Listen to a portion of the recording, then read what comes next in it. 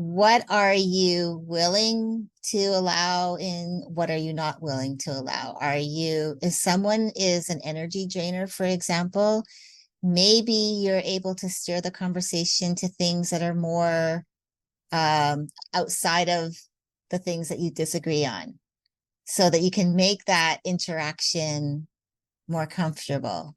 But it's really hard because I think once we get into those situations, sometimes it can be hard to actually just automatically navigate that because you don't know what the other person is going to do. You can only control your actions. And so that's really what it comes down to, is knowing that the only thing you have control over is how you show up. Hey, I'm Megs, and welcome to the Free to Be You podcast. I am an identity and alignment coach who is passionate about helping you move into the second chapter of your life as the freest, most self-expressed version of who you really are. If there's one thing I know for sure, it's that when you decide to go on this journey and rediscover you, you are going to need people around you who are going to encourage you to keep moving forward and keep choosing yourself. I have created a free community of women who are doing just that. It's called the Freed to Rediscover You group. It's over on Facebook. The link is in the show notes below this episode. I would love to see you there. I would love to support you on your journey to moving through self-abandonment and into full self-expression. My guest today is Leslie Gaudet. She is a motivational speaker, international best-selling author and self-care coach for female coaches and course creators. She helps her clients prioritize self-care so that they can wake up with more energy, focus, and intention to tackle their daily activities and serve their clients with confidence. She believes that making self-care a priority will give you the confidence to dream big and bring your dreams to reality because you will be in alignment with your purpose and the life you want to lead while using your time to your advantage, so you can move in flow, creating and designing a life you love living. Leslie, welcome to the show. After reading your bio, it is very clear to see why I'm very happy to have you here talking to my audience today. Oh, thank you so much for having me. I've been looking forward to this. Yes, well, we have been planning it for a while, so I'm glad the day has finally arrived. And obviously, like leading into the end of the year and we're heading into the holidays. So I guess a lot of us who get a little bit anxiety, a little bit anxious and a little bit of anxiety sort of moving into this part of the year because it's stressful. It could be stressful for a lot of reasons. So I know we're going to have a really lovely chat about that today. But before we do that, I'd really love for you to tell us a little bit about who you are and why you do what you do, a little bit about your story so we can get to know you. Yeah, so thank you so much for that. I am a wife of over 27 years to my husband Ray, and it's not always been easy, but it's been enriching because part of my journey starting with self-development allowed me to really nurture my relationship with him. I have been also in law for over 4 decades. And I segued into being a consultant, if you will. I still support a team of lawyers and paralegals, but that's now on my time. And what I found about that is it opened me up to some time to figure out what I really wanted to do, what my passion was. And my passion became self-care. And as you had said, I do work with female coaches and course creators, but I also work with female entrepreneurs and with small teams, because I feel like self-care really should be embraced as a wellness from the inside out mentality for anyone in business. And so for me, how I got there was, it started, as I said, I've been in law for quite some time, and I started to feel burnt out beyond what I'd normally felt. And as you get older, I mean, when I was younger, I was fine. I felt like the hustle and grind, the go, go, go, that was just normal for me. Yet as I started getting older, I found that I was starting to dislike the long hours. I felt like if I wanted to make more money or to move up the ranks, if you will, I had to work a lot harder. I had to work longer hours. And then some of the dynamics of working in law, some of the roles shifted. people were starting to double up on roles. And so the job description started to change, and the whole environment started to change. And that really started me down this road of, I don't know if I really want to do this anymore, but I didn't know what else I could do. And I spent 10 years of my life really feeling trapped in a life that I didn't love. And I didn't know what to do about it until finally almost hitting rock bottom, if you will, kind of like a rock bottom moment, when I turned to my husband one day and I said, we need to make some changes, because if we don't, I don't know if I'm going to be here next year to be talking about it. Because I truly felt I was on a fast track to a heart attack. That's how much it was really getting to me, the long hours, the commute to and from work, bringing work home with me on the weekends, having really no quality of life, no time really to spend quality time with my husband. I was too exhausted at the end of the day to really even have any meaningful conversation. And when I did feel like I wanted to have more of a better relationship with my husband, like spend more time with him, I was always approaching him from I call it the wounded self. I was always emotional. And I knew it was because I was so unhappy with my life. And so in the moment when I said to him, let's make some changes, we decided, we were living in California at the time, and we decided, let's move to Las Vegas. I know a lot of people think Las Vegas, oh, nightlife and all of that, but it really is a lot more than that. The Strip is just part of it.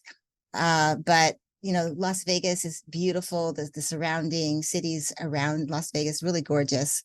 And so we decided we were going to move, and I took a leap of faith, gave my job at the time 2 weeks notice.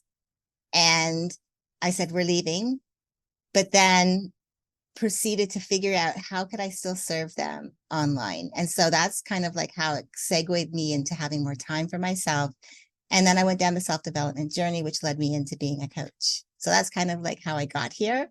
And why I do it is because I want to teach other women the importance of self-care to take care of you, so that you don't either go down the road of burnout, or you avoid it altogether, or if you've been there before, that you can course correct and not have to go through it again. Yes. Wow.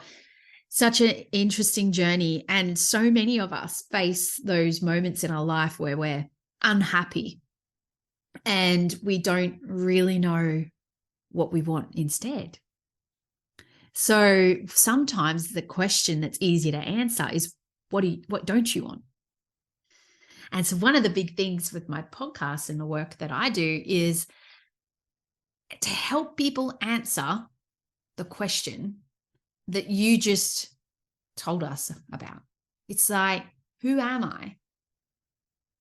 And what do I want?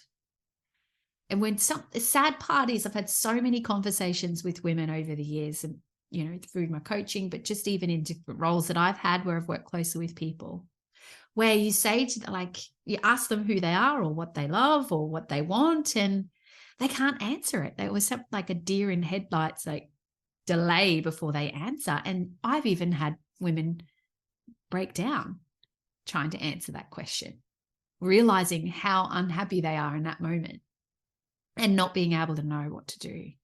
And so that is definitely a fast track to staying on, on a path you're not happy about. It's a fast track to exhaustion for sure. But I love your story. I love how that naturally transitioned into something that you now do and you now love. So I think you're a perfect guest to have on the Free to Be You podcast, because I'm all about answering that question.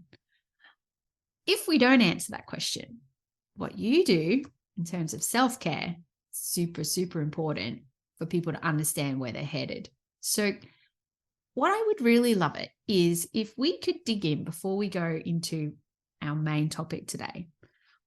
Because when we say self-care, most people are going to think, oh, I'll go and get my hair done, or I'll go and get a massage, or I'll go and get my nails done, or do something for myself, which is the obvious, right?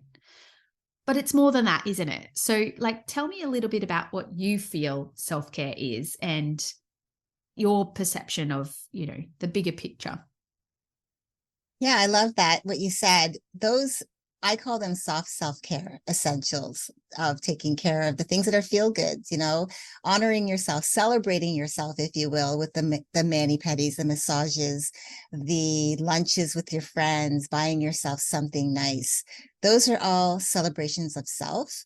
But the essentials, what I call essential self-care tools, are things like learning to say no, that powerful little word that can help you to protect your time, to protect your time around the things that you do, to protect you from saying yes to all the things that don't really align with your life, to asking for help. I used to think that asking for help was a sign of weakness. So I often would, and I'm not talking about when I was working in corporate America, asking for help, of course, was a natural for me. But when it became entrepreneurial, asking for help, that's where I struggled. I felt like if I asked someone for help, they would think I was an imposter, that I wasn't good enough, that I shouldn't be doing what I'm doing if I don't know how. I really had to learn and dig deep to understand that asking for help really was a sign of strength, because it allowed me to get other people's perspectives that would maybe help me to have an aha moment that I was least expecting, but was, beneficial. Another one would be, which I think is really super important, is taking mental breaks. Taking mental breaks throughout your day, because if you're go, go, go, like as I was in corporate America, I was working 15-hour days straight without taking breaks, maybe a minimal of, half an hour here for the entire day. I'd work through lunch. And my brain felt like it was going to explode. I felt like that's why I felt like I couldn't think about what I could do differently, because I felt I didn't have control of my thoughts because it was so much clutter in there from everything else. And so that's why I felt trapped for so long. So taking mental breaks is important because it helps you to recharge, to rejuvenate, right? It gives your brain time to digest what you've, as I would say, fed it. It's like you're feeding your brain when you're working, when you're doing something, when you're learning. And so those are my top three. To round out the top, there's two more really that I think are really important. Number four is having a hard stop. I really, really think that having a hard stop to your day is so important. If you work late into the night, a lot of women I've talked to work late into the night, sometimes into the wee hours of the next day, and they try to lay down to go to sleep right away afterwards. And it's really hard for them to do that because they, as I said, fed their brain. So their brain cannot shut off. It's like monkey mind while trying to rest. And so I help them, to recognize that taking that time to wind down allows your brain to start to shut down. Not shut down whereas you're not cognitive or aware, Yeah. but it's shutting down so that you're not processing information. You're allowing your brain to just start to rest and relax so that you can set yourself up for a good night's rest. The last one I like to do for myself every day, and I encourage anyone that I work with to do, is to end their day on gratitude. Now, of course, I like to start my day with gratitude, but I really think it's important to end your day with gratitude through finding things that you're grateful for every day that happened that day. And I have a gratitude journal, and I write 5 different things daily what I'm grateful for.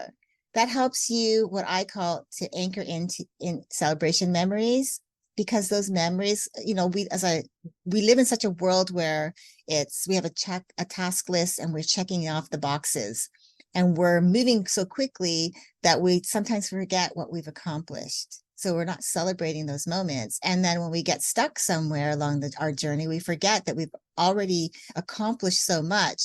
And those things that we've accomplished can help us to move through some of those more challenging things that are coming our way.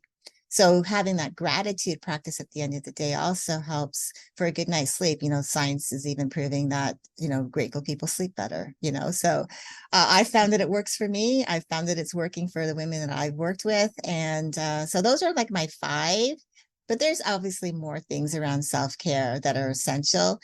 I just truly believe that when we take care of ourselves the best that we can, then we're getting the best of ourselves. And then because of that, everyone in our life and everything we're doing is coming from that place. They're getting the best of us as well. Gosh, I'm glad I'm recording this and I get to listen to it back and I get to give it to my listeners because I should be taking notes there. Oh my goodness, so many good tips. And that's the thing that I've always found with this, like taking care of yourself. It's like we need to figure out what that is for us in like those soft ways. But these are essential. Such a good way of putting it. Such a good way of putting it, especially the hard stop. That's a good one. And when you work for yourself or you work from home or, you have something that you're passionate about, it's hard to stop. Yeah. And so you think Yeah, because you're exactly. excited and you're inspired that it's okay to keep going and just work. But it's not.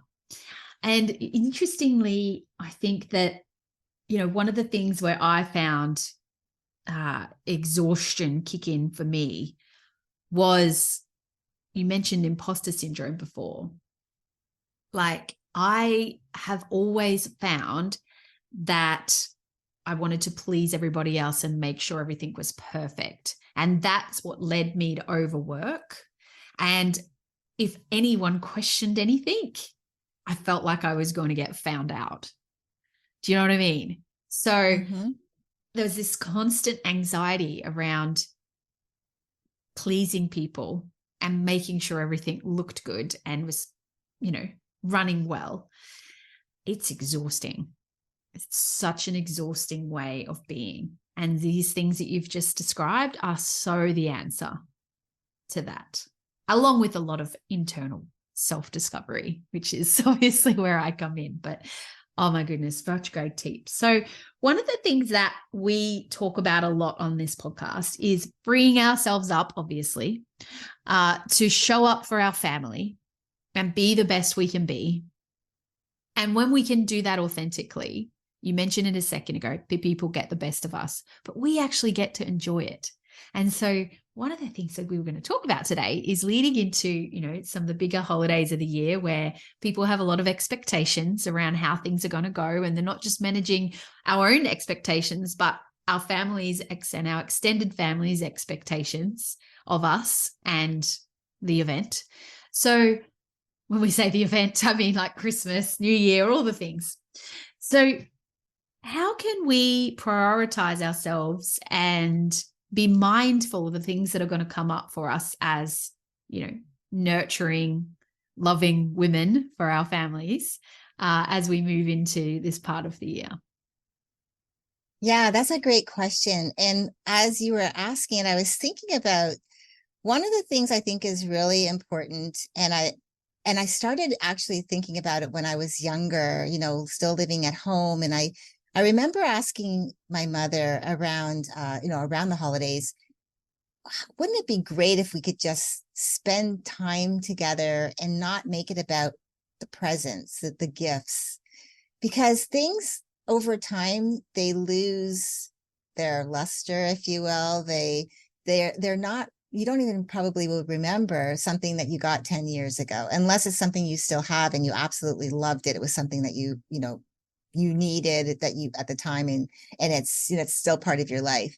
But I think for the most part, I think when it comes to that gift giving, it becomes more about how can I get them the best? How can I get them the best gift? And that's where I think that becomes a stressful time of year for parents, especially, moms being nurturers. And I'm not saying that dads are not nurturers, but I know with moms being, women have that nurturing nature to begin with. And I think too, that it makes it really super hard if you cannot give maybe your children what you think that they want. And what they really need is the quality time. But we think it's the gifts. We think it's all of the presents under the tree, as many as possible. And I know what that's like. I mean, I used to have that mindset thinking I'd go Christmas shopping, and then after done, and I had time left over, I was thinking, well, maybe I didn't get enough. Maybe it's not good enough what I did. And so you get that whole mindset of like, well, what if it isn't good enough? What if they don't like it? What if, they're thinking like, why did this person buy me this thing? And I started going down that rabbit hole, and I had to stop myself. And I think part of that, what really helped me with that was once I got married, my husband and I started moving to different places. And once we started moving more frequently, that meant we couldn't take as many things with us. We found ourselves downsizing quite a lot. And the last 3 years, almost 3.5 years, we've really been downsized to, we have really 2 suitcases each, which of clothing wherever we go. And we have some other items that we have because we've been driving. So that tells you we have some things, but everything we own can fit into our car or into our van, or I should say our SUV, and a U-Haul, a very small U-Haul. That's our life. But I'm okay with that because I'm about collecting experiences. And so what I would say to parents is that where the holidays are showing up, and this is where you can start beating yourself up. Like, oh my gosh, there's all of these commercials coming at us with all of these new things out there. And the kids are saying, I want this, especially if you have young children. And when does it become more about the quality of time you spend with each other? When can it become more like, as your children, when they would bring you their masterpieces from grade 1 and 2, kindergarten, all of those younger years where they were so proud and they presented it to you, and it wasn't expensive, but to you it was priceless.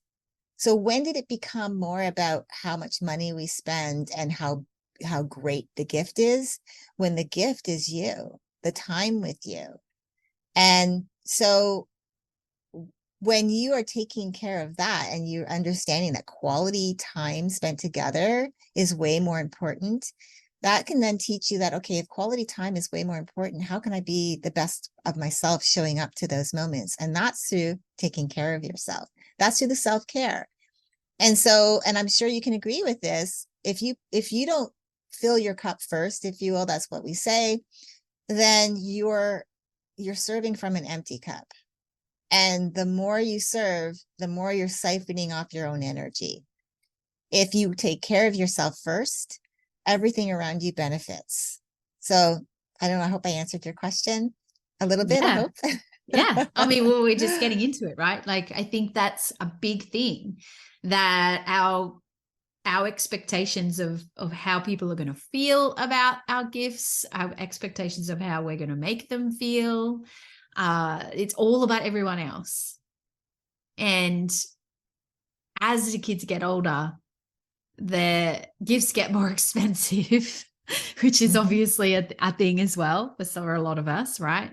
They want bigger things and more expensive things, and they need different things, but they still want our attention, and they still want that quality experience of, sitting around at the table and having a laugh and a conversation and the food and that's what they're going to remember. Well, that's what I remember. So yeah, I totally get what you're saying.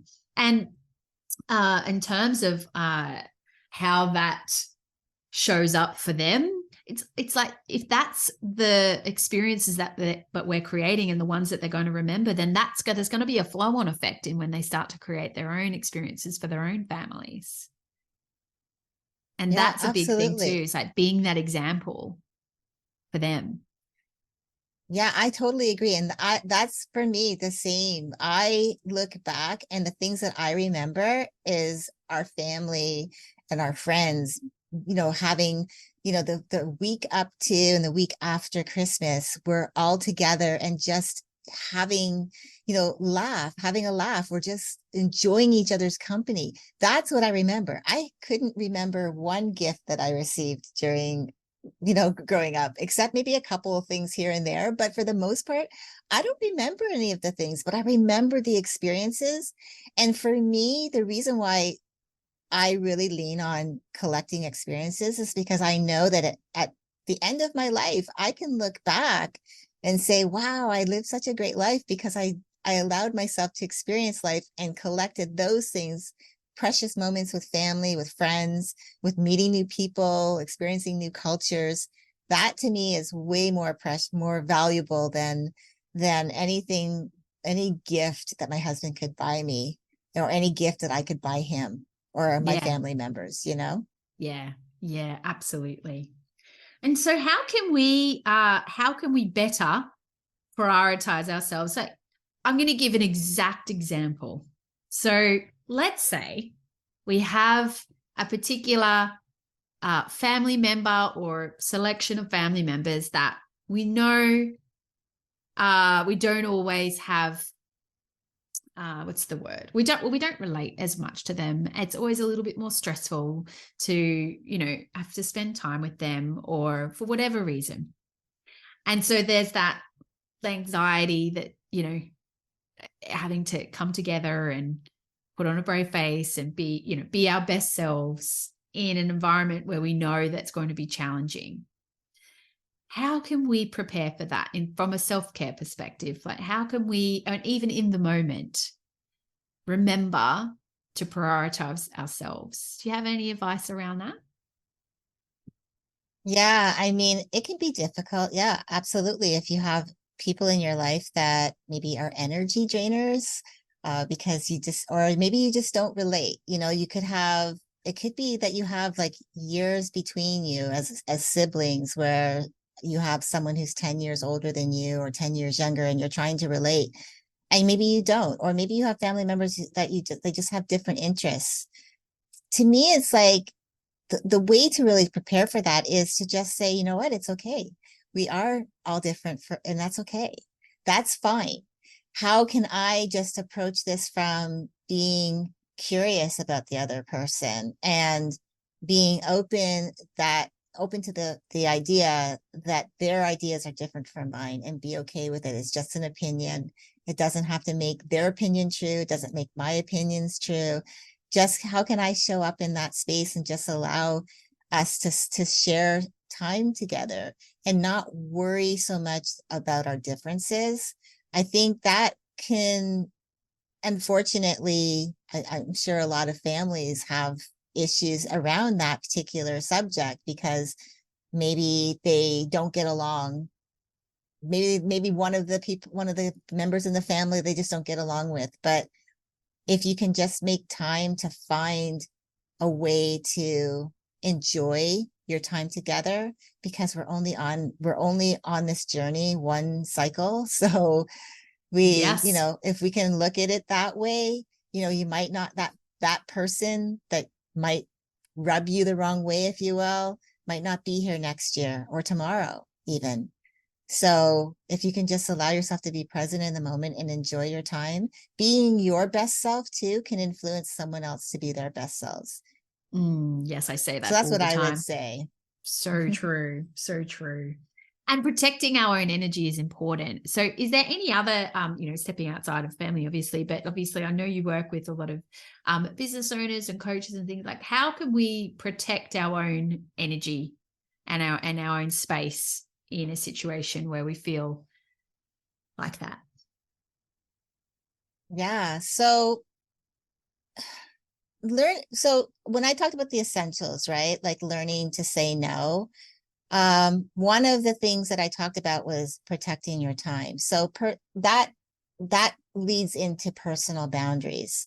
What are you willing to allow, and what are you not willing to allow? If someone is an energy drainer, for example, maybe you're able to steer the conversation to things that are more outside of the things that you disagree on, so that you can make that interaction more comfortable. But it's really hard, because I think once we get into those situations, sometimes it can be hard to actually just automatically navigate that, because you don't know what the other person is going to do. You can only control your actions. And so that's really what it comes down to, is knowing that the only thing you have control over is how you show up. I have a saying, I wrote it down, and I can't control the world, but I can control how I choose to perceive it. So it's the same thing. I can't control another person's actions, but I can't, or what they say, their words, but I can control how I react to it. So rather than being reactive and allowing that person to push your buttons, how can you just show up and just allow yourself to be aware that maybe there might be a moment that happens, and how can you show up in that moment? And the additional part to that is, if you react badly, don't beat yourself up for it, because if this is a relationship where there's tension to begin with, then there might be tension, but be okay with that. You might have had an actual natural response. I think a lot of the time we beat ourselves up when we have those emotional responses based on those types of relationships. And it can be hard. You can be harder on yourself than that person would be, because sometimes just saying, I'm sorry, I didn't mean to react that way, is enough. But then on the inside of our brains, we're still beating ourselves up for it. Oh, So yes. that's what I We would do that say. all.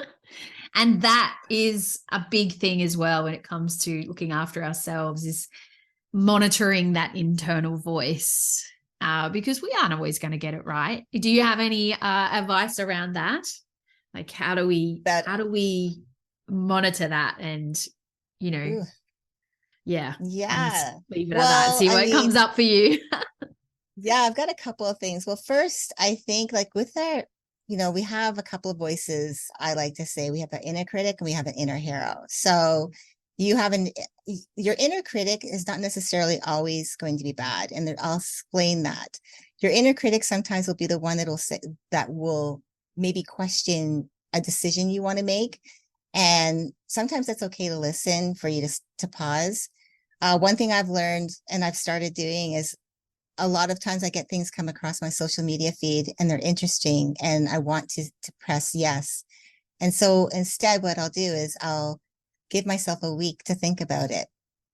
And I know that can be hard sometimes, but I'll give myself a week to think about it. And usually what happens is, if I really, really want it, I'm going to do it. If I really, really don't want, if it's just a passing phase, just, it's not really what I want, but I think in the moment I do, a week out from now, it's just going to fall off my radar. And I'm going to say, yeah, no, I'm not interested. So I think that is the first thing I would say, is I'm going on now, I got myself off track here, but I think it's really like allowing your inner critic to tell you to allow your inner critic to maybe steer you to pause is okay. But the inner hero in you is also the one who uplifts and supports you and can help and guide you. That's the voice that we could listen to more. But I find, like you were saying, what you don't want, that's the inner critic telling you all of the fears around things, because what is our brain designed to do? To keep us safe. So, with the inner hero, what I like to say is that that's the voice where you step outside of your comfort zone and you've done things before that your inner hero is cheering you on for, saying, hey, you did it before. That's why I say be mindful of the things that you do daily, so that you can celebrate them at the end of your day, so that you can celebrate them at the end of your life. These are things that are going to help you. One of the other things too is that someone introduced me to, and I don't remember his name, but there's a gentleman that created this exercise called the boardroom. And I don't know if you've heard of it, but it's an exercise that I've done myself a few times when I've gotten into a place where I'm questioning, I'm scared. And what I'll do is, the exercise really is, to really sum it up real quickly, is you call a boardroom meeting.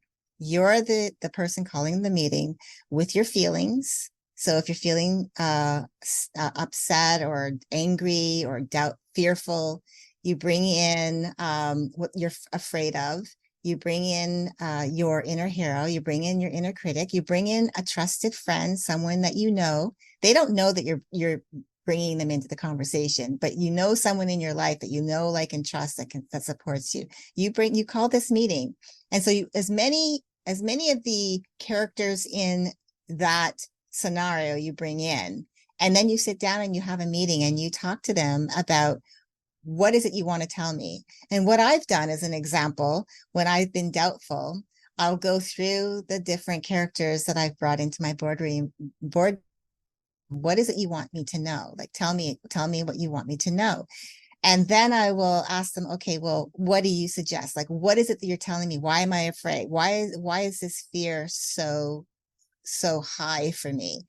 And then what is it you're trying to tell me? One of the things, like, I'm not good enough. I'm not good enough will be in the room with me. And I'll say, why are you here? What do you want to tell me? And then I'll go to my inner critic. And I've had times where my inner critic will say, well, we both know that it's not true, but I'm here to support you if you want to believe it.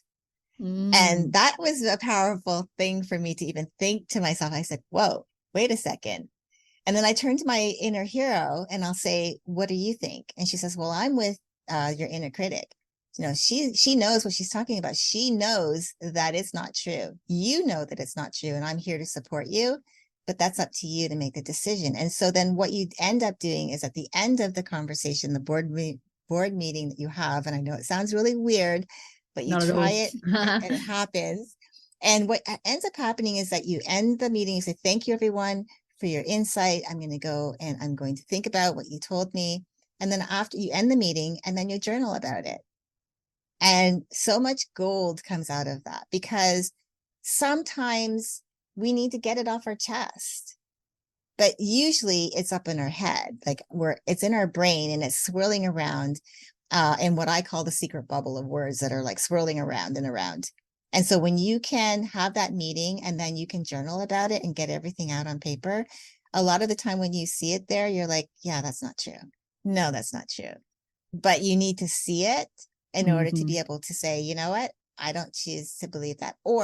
And if you do still feel that way, you can say, I'm open to the possibility of it not being true, taking that tiny step towards the positive.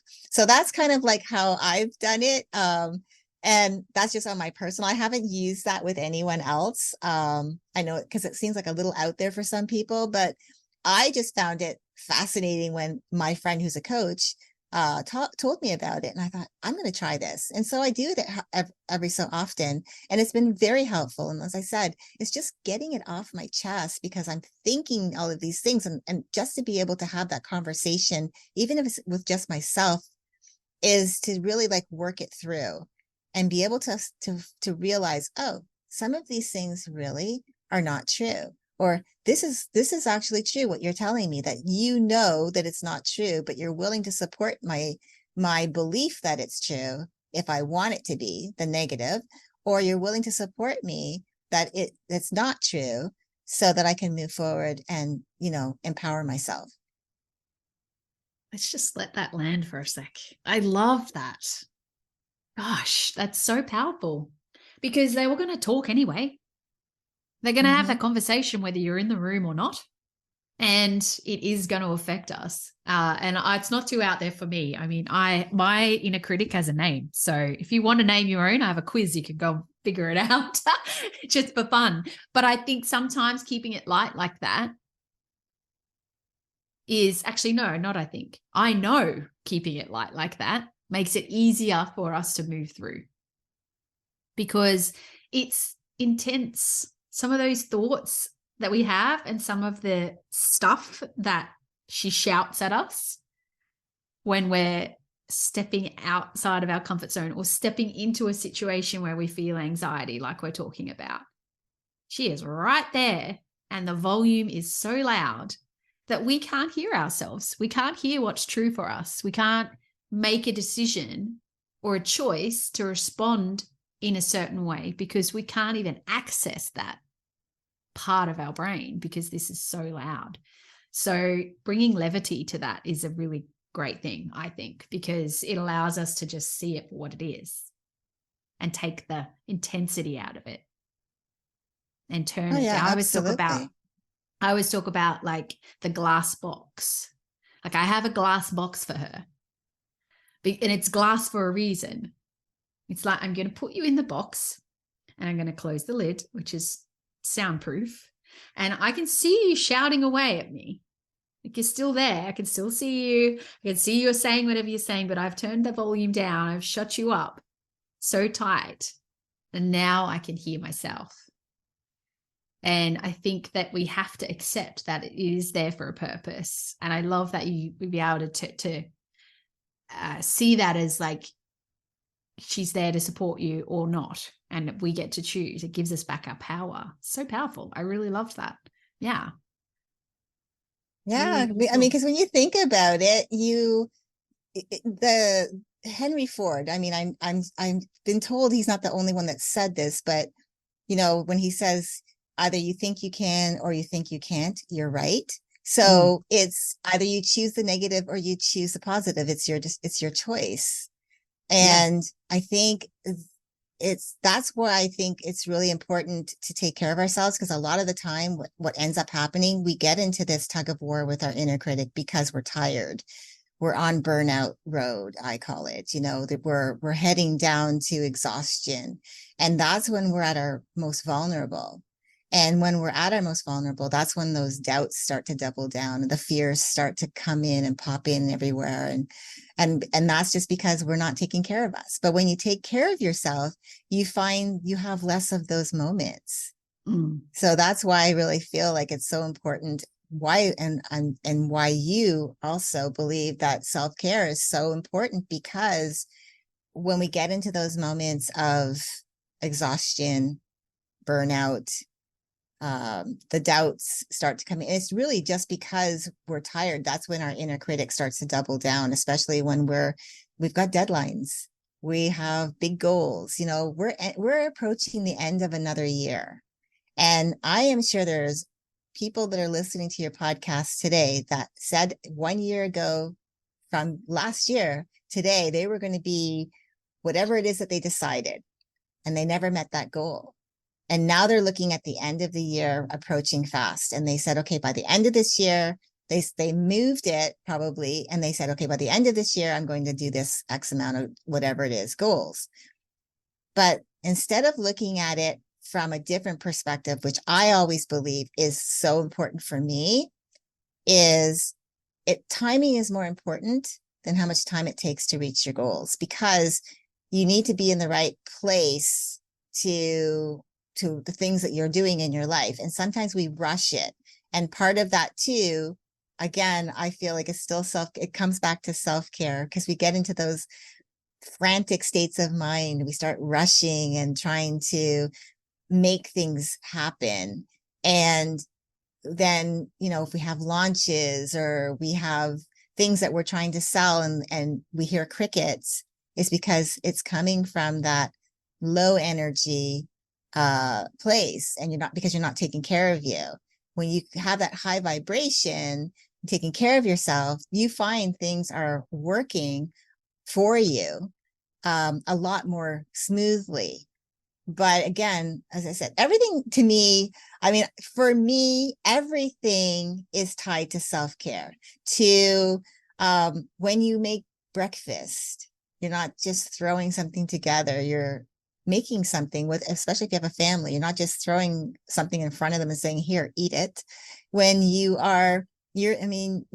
when you go out with your significant other to beautiful events, you are not just saying, oh, we're just going to put on some ripped jeans and a t-shirt because we're going to a beautiful event, but we're just going to dress the way we want to, because we're just too busy.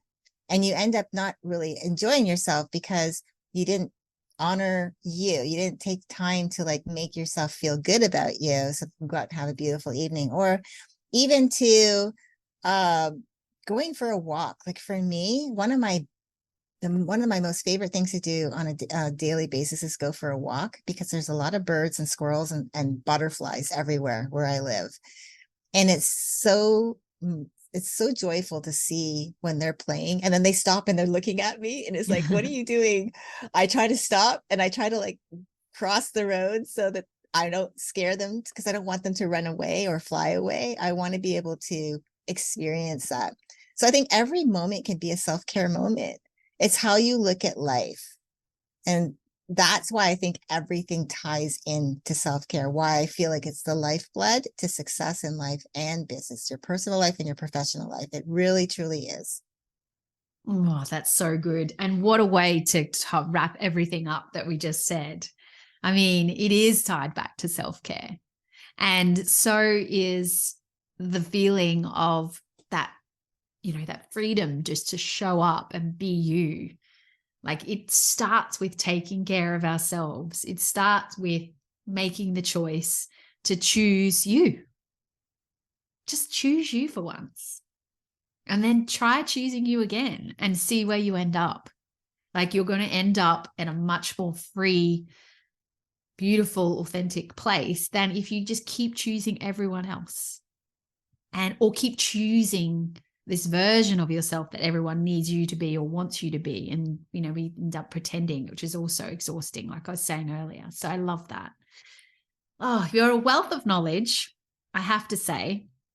And when it comes to self-care, I definitely is an ongoing journey for me to get better at.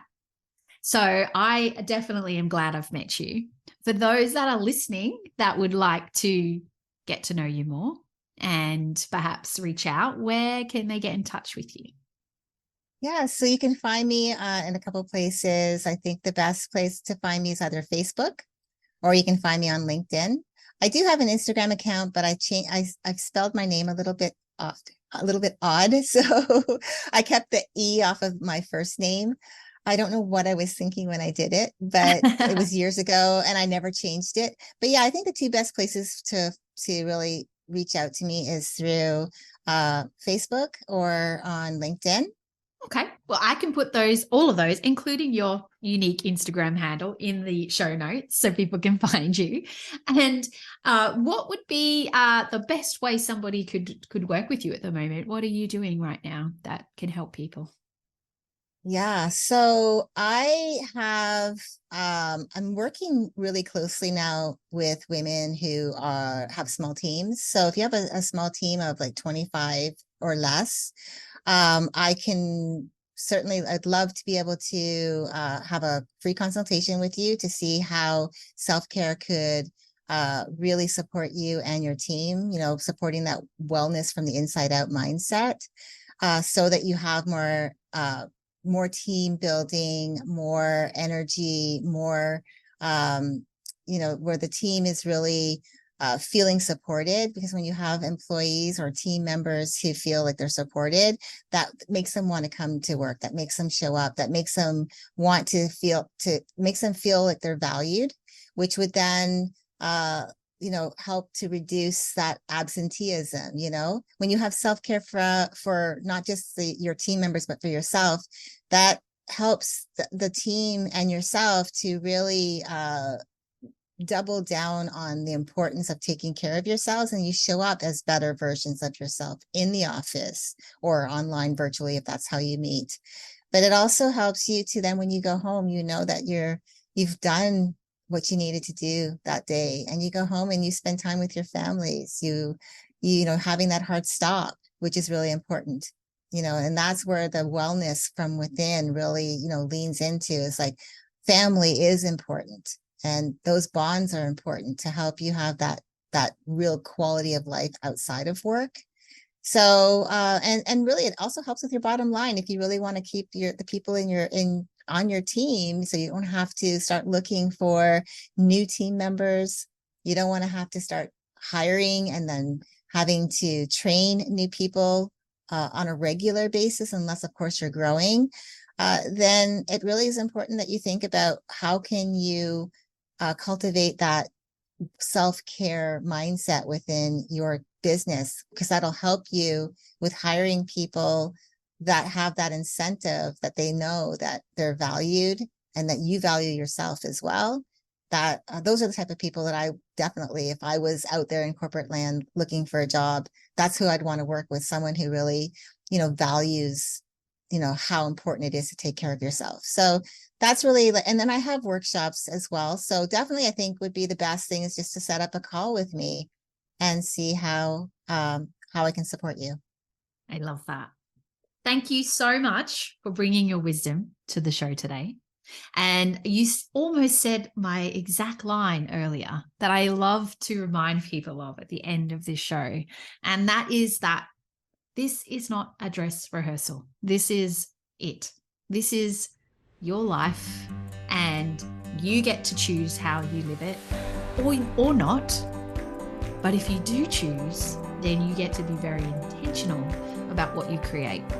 And And I am here on this podcast with Leslie and all the other amazing guests that I have on the show or have had on the show this year to remind you and give you permission to choose yourself and to be the real you. So thank you, Leslie, again for bringing your beautiful self to the show.